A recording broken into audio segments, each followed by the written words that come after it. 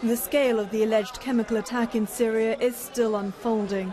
Now the charity Medecins Sans Frontieres says more than 3,500 people were treated for the same neurotoxic symptoms: convulsions, dilated pupils and breathing problems. The British Prime Minister David Cameron and President Obama have threatened a serious response if it emerges the Assad regime are to blame. The two leaders discussed a range of options during a 40-minute telephone call, and separately President Obama held a National Security Council meeting. His Defense Secretary commented on the discussion during a tour of Southeast Asia.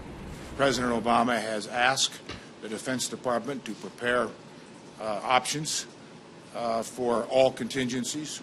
We have done that, and again, we are prepared to exercise whatever option. So what exactly are the choices before the president? Well, one possibility would be to use ships to launch strikes against key parts of President Assad's war machine. Another would be to create a no-fly zone, though that would involve airstrikes to disable air defences.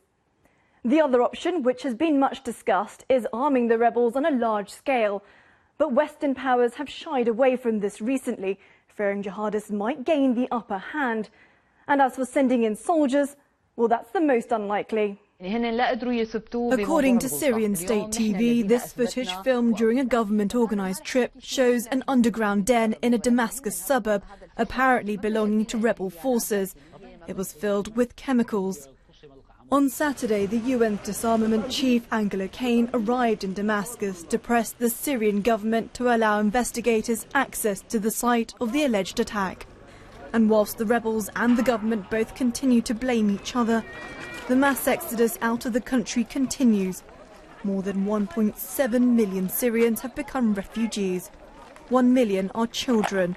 The UN calls it a shameful milestone. Katerina Moe, BBC News.